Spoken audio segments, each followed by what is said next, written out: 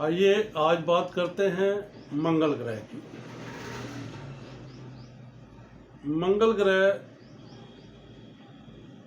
ज्योतिष अनुसार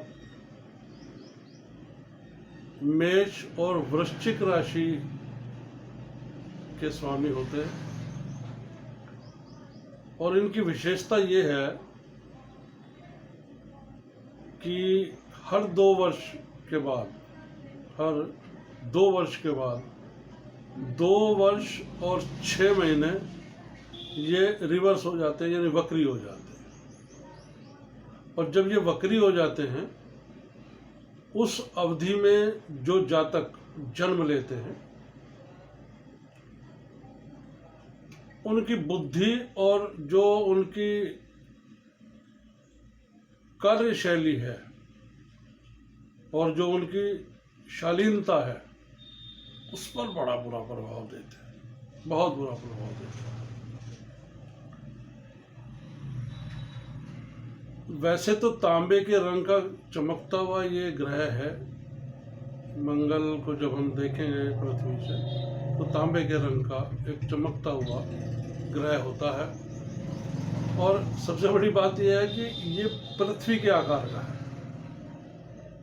ये पृथ्वी के आकार का है और इसीलिए इसको धरती पुत्र बोलते हैं। इसीलिए इसको धरती पुत्र बोलते हैं। और यदि ये ग्रह निर्बल हो तो व्यक्ति जो है वो फसादी मीन्स आपराधिक प्रवृत्ति का, लड़ाई झगड़े करने वाला, झूठा, चुगलखोर,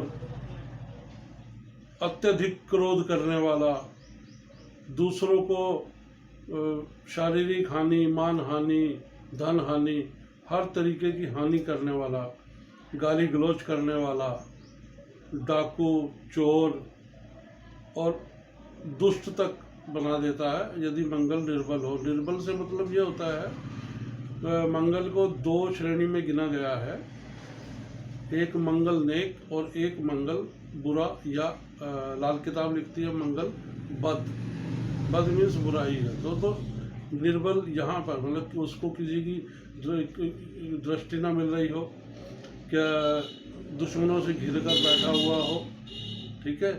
या लाल किताब के हिसाब से अगर शुक्र खाना नंबर 9 में हो तब भी व्यक्ति जो है वो मंगल बद कहलाता है। और दूसरा, यदि सूर्य और शनि की युति किसी भी घर में है और सूर्य बैठे हैं शनि से पहले घरों में, यानी 1 से लेकर 6 घर के बीच में सूर्य है, और 7 से लेकर 12वें घर तक अगर कहीं शनि और सूर्य दोनों आपस में आमने सामने हैं, 180 डिग्री के कोण पर हैं, तो सूर्य अगर शनि को देखता है तो मंगल बद हो जाता है। या फिर दोनों की युति हो, यानी सूर्य और शनि एक ही घर में बैठे हों तो भी मंगल बद की स्थिति पैदा हो जाती है।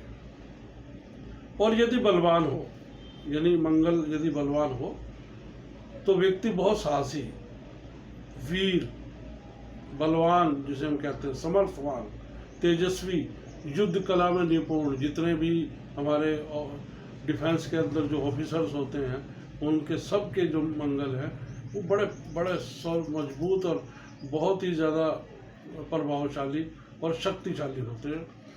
तो ऐसा व्यक्ति जो है वो युद्ध कला में भी निपुण हो जाता है। और सबसे बड़ी चीज़ है कि कॉन्फिडेंस बहुत होता है, आत्मनिर्भर हो जाता है, किसी के आगे भीख नहीं मांगता या किसी के आगे हाथ नहीं फैलाता, उल्टा हमेशा देने की प्रवृत्ति होती है कि उनके पास अगर कुछ है तो वो अपना सब कुछ वो लुटा दे। तो और सबसे बड़ी चीज़ है कि नेक मंगल वाला व्यक्ति बड़ा सुधारवादी होता है, बहुत ही सुधारवादी होता है।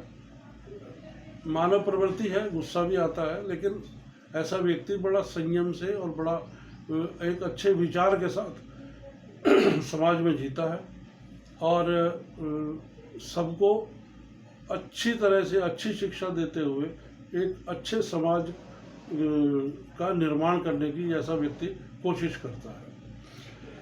और सबसे बड़ी चीज़ ये है कि ये एक अच्छा मित्र, बहुत बहुत अच्छा मित्र भी साबित होता है, नेक मंगल वाला व्यक्ति, क्योंकि इसमें छल कपट नहीं होता, ईमानदार होता है,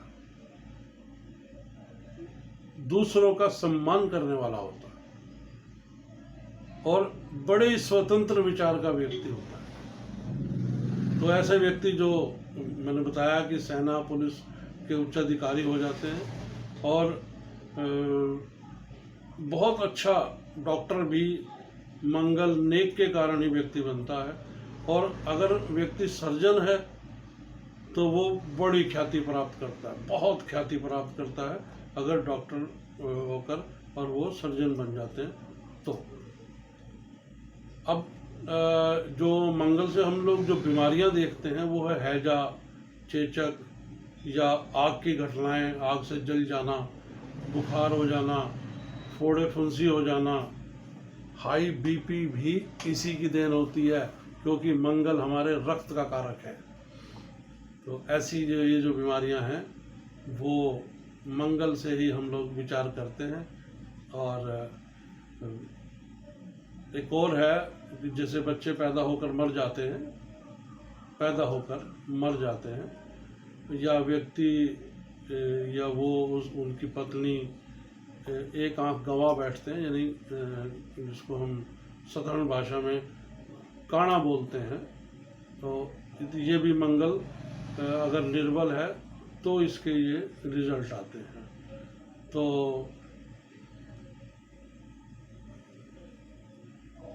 इसी कारण मंगल को मंगल कार्यों के लिए उचित भी माना है। और वहीं जब कुंडली के खाना नंबर 8 लगन, खाना नंबर 4, खाना नंबर 7 और खाना नंबर 8 में यदि इस एंगल में मंगल बैठ जाते हैं इन घरों में, तो जातक मंगली भी कहलाता है, जिसके लिए हमें विवाह के समय उसका विचार करना बहुत ज़रूरी होता है। तो ये था हमारा मंगल का जो प्रस्तावना है, या मंगल को हम ज्योतिष अनुसार किस प्रकार से गणना करते हैं, बीमारियों की, उनके स्वास्थ्य की, व्यक्ति के, या उसके रहन सहन, उसके व्यवहार की, ये प्रस्तावना है ज्योतिष में मंगल की।